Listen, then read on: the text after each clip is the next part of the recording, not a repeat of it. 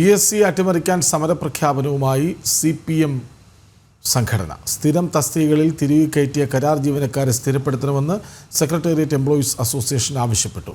ഇടതു സംഘടനകൾ മെയ് 20 നടത്തുന്ന ദേശീയ പണിമുടക്കിന്റെ ഭാഗമായാണ് ഭരണഘടനാ വിരുദ്ധമായ ആവശ്യം ഉന്നയിച്ചത്. വിവിധ ആവശ്യങ്ങൾ ഉന്നയിച്ച് മെയ് 20 ഇടത് സംഘടനകൾ നടത്തുന്ന ദേശീയ പണിമുടക്കിൽ സെക്രട്ടേറിയറ്റിലെ CPM ജീവനക്കാരുടെ സംഘടനയായ സെക്രട്ടേറിയറ്റ് എംപ്ലോയീസ് അസോസിയേഷനും പങ്കെടുക്കുന്നുണ്ട്.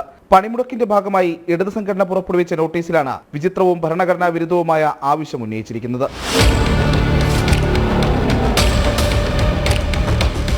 സ്ഥിരം തസ്തികകളിൽ തിരികെ കയറ്റിയ കരാർ ജീവനക്കാരെ സ്ഥിരപ്പെടുത്തണമെന്നാണ് സെക്രട്ടേറിയറ്റ് എംപ്ലോയീസ് അസോസിയേഷന്റെ ആവശ്യം. PSCക്ക് റിപ്പോർട്ട് ചെയ്യേണ്ട ഒഴിവുകളിൽ കരാർ ജീവനക്കാരെ നിയമിക്കുന്നത് രണ്ടാം പിണറായി സർക്കാരിന്റെ കാലത്ത് വ്യാപകമായിരുന്നു. സർക്കാരിന്റെ അവസാന കാലത്ത് സ്ഥിരപ്പെടുത്തി നൽകാമെന്ന ഉറപ്പും CPM പ്രവർത്തകരായ കരാർ ജീവനക്കാർക്ക് നൽകാറുണ്ട്.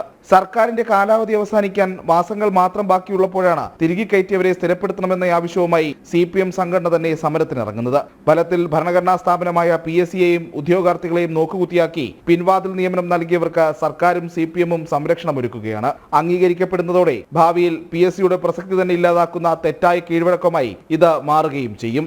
പ്രജിത് മോഹനൻ, ജനം, തിരുവനന്തപുരം.